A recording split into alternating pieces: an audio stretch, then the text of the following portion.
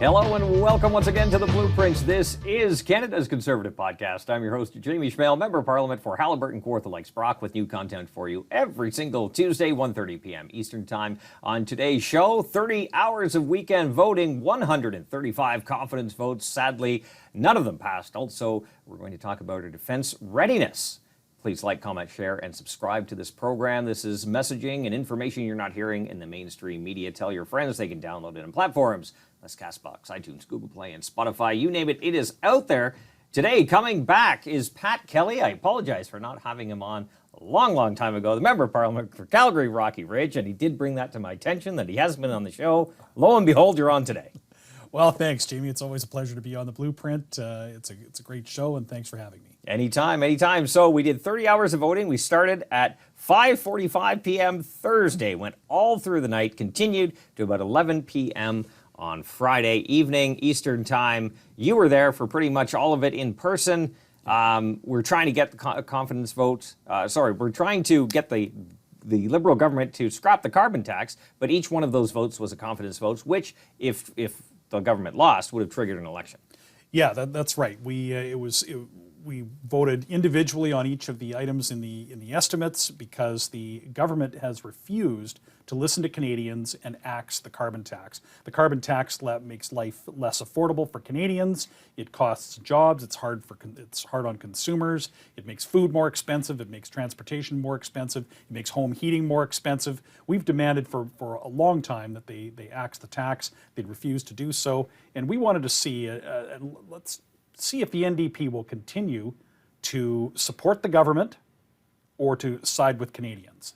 Well, let's get a clip of you in action on the floor of the House of Commons while that was all happening. You were asking for a recorded vote, which of course is asked to ensure that we do have that standing vote, which we indeed wanted, to show Canadians that we are working hard in terms of getting that carbon tax removed, which the government still refuses to do. Let's cue up cut one, play cut one. Pat Kelly in action. A member, but the honourable member for Calgary Rocky Ridge is rising to request a recorded division. Well, yes, Canadians have lost confidence in this government, and so have I. And, so I do call for a recorded division. I'm anxious to see if the NDP will side with Canadians or continue to prop up the government. Here. So we know the answer. They propped up the government.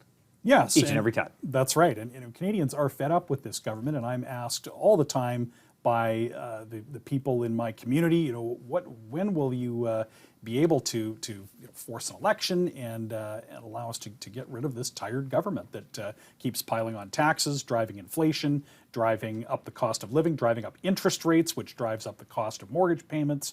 But the NDP are absolutely committed to sustaining this government, and it's a shame. And it's interesting, the Bloc Québécois was dancing with the Liberals too, which I found kind of shocking considering their whole public approach is to oppose the Liberals. Well, really, we are the only party that is opposing this government. We're alone.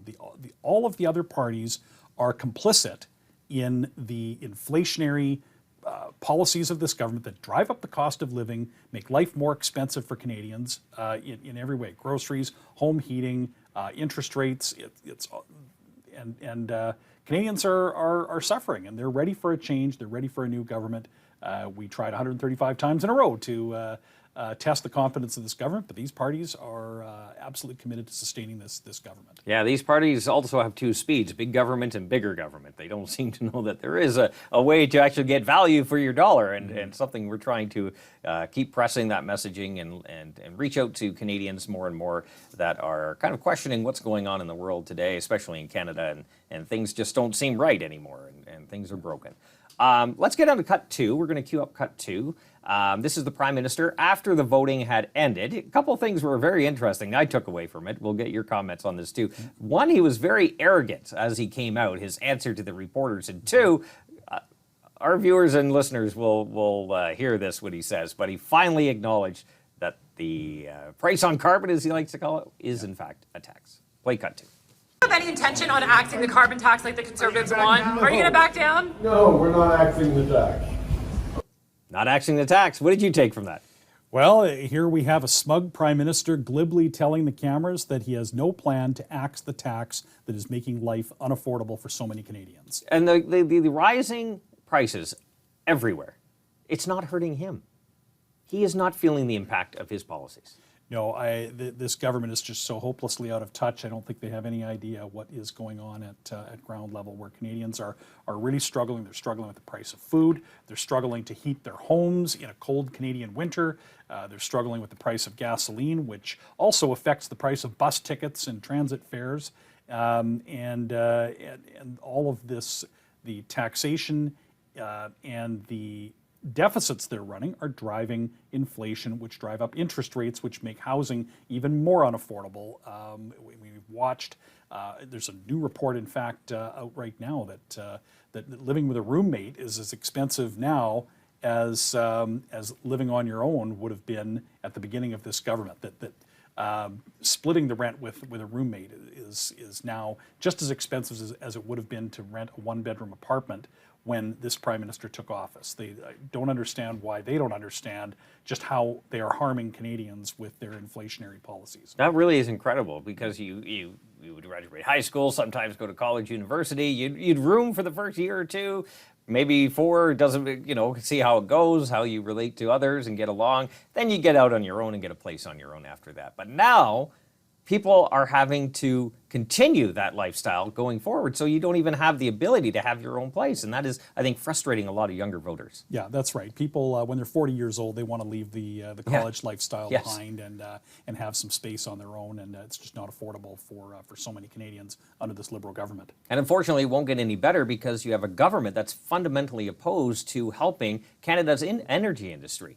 We have a piece of legislation, C-50, being debated in Natural Resources Committee called, known by, on our side, the Just Transition, talking about ways that they're going to impact the energy industry. So I want to get a thought or two from you, because your community is affected by this. We have a video, so we'll queue up cut 3, and then we'll go into greater detail. So let's queue up cut 3. Let's play cut 3. The Liberals just dropped their Just Transition bill. In 30 seconds, I'm going to go over what you need to know, why it's going to cost you more, and why it's bad for Canada. Here we go. 1. The Liberals' Just Transition is going to make electricity, transportation, and home heating more expensive. 2. Based on the Liberals' failed coal transition, it's going to cost at least $40 billion taxpayer dollars. 3. It's going to weaken Canada's GDP and make us less competitive globally. 4. This Just Transition concept has failed in every country it's been attempted. And 5. It's going to kill 170,000 jobs in Canada's energy sector. And if that sounded bad, it's just going to get worse. That was Shannon Stubbs, Member of Parliament for Lakeland, also our critic for natural resources. Your thoughts on this? Well, I think Shannon nails it, and you're right. In my community, this is really important. This government has spent its entire time over the last 8 years waging a war against the energy industry. And this has affected countless members of my community. I've had grown men in their 50s reduced to tears in my office, the desperation over job loss. I mean, this was especially kind of from 2015 to 2018 especially. But just as there has been some recovery in the industry, this government comes in with more bad legislation, more regulation that is calculated specifically to drive away investment in the energy industry. The only kind of investment we seem to have in this country right now under this government is that comes along with government subsidy. We see the use of subsidy to just pick winners and losers in industry and between industry players, and it's no wonder that they've driven out, some estimates, $200 billion in investment has been driven out of the energy industry during this government's watch. And this bill is just more of the same calculated, deliberate attack on the energy industry in Canada. As we said before, subsidies and just ramping them up, it only delays the inevitable because it's not a market-driven choice, right? You have a false marketplace. Yeah. And that can be danger for those people that may have a job related to that. So you should be, I think, trying to allow the market to do what it does best and lower the barriers to competition, allowing small companies to provide a better quality product service and more choice for the consumer, while at the same time, if we want to if we want to lower the price, yes, you can get rid of the carbon tax. That's a very important piece, and we've confirmed that in committee and report after report. The other thing they could do is add to the supply, add more supply to the marketplace.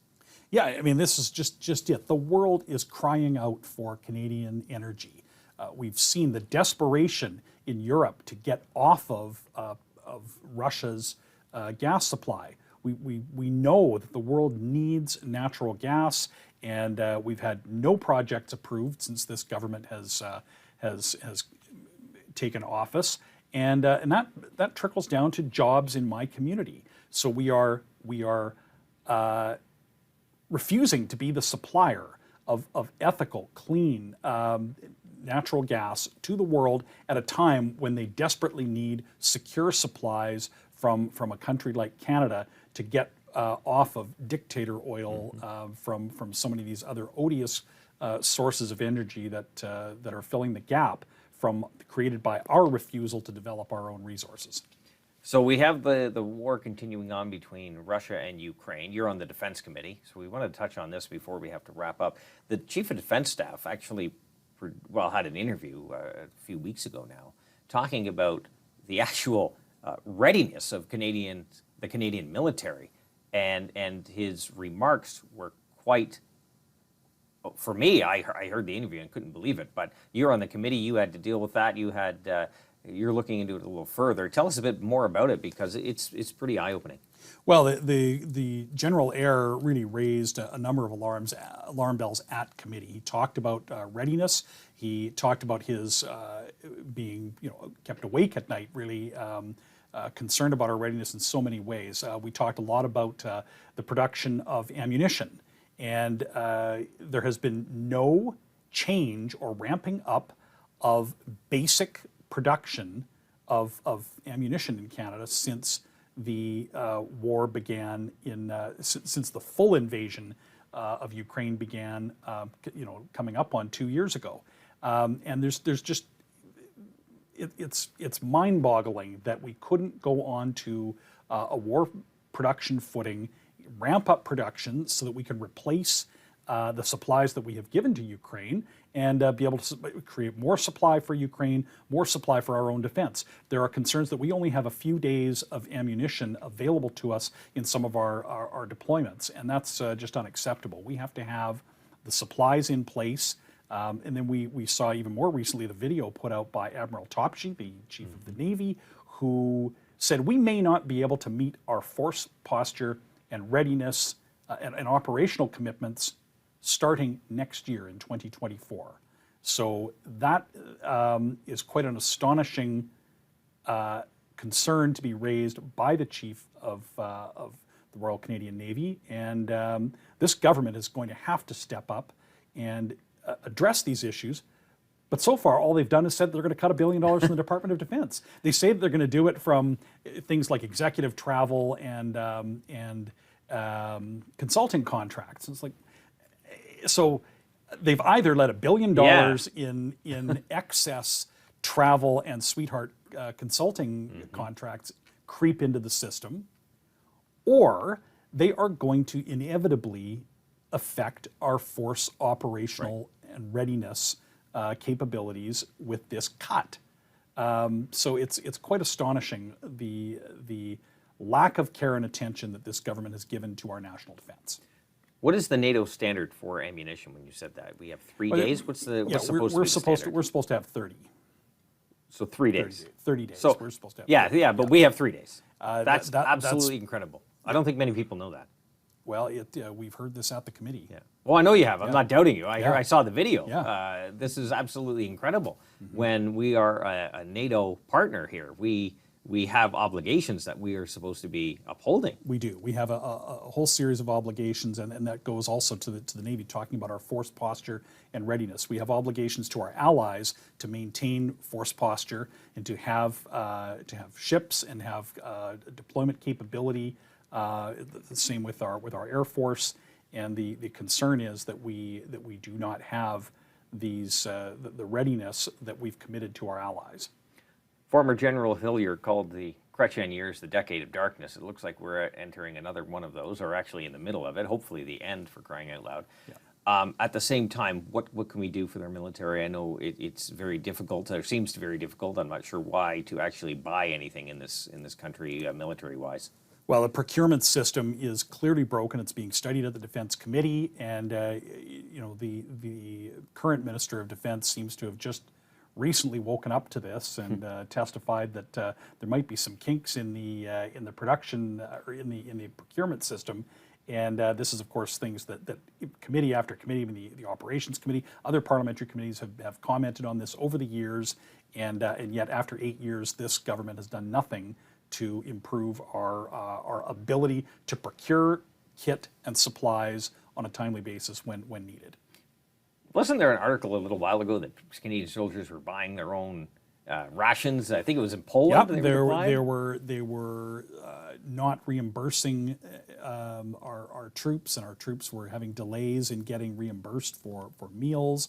Reports of troops buying pieces of equipment on the private market as well. So yeah, there are, and we're studying the abysmal state of housing on bases right now. There are just so many ways that that we need to do better to support our troops. Recruitment is down, where there are 16,000 vacant positions right now.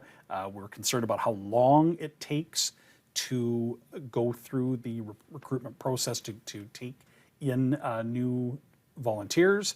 There are also believed to be 10,000 soldiers who are not fit for deployment right now. So you combine that, we're 26,000 personnel short.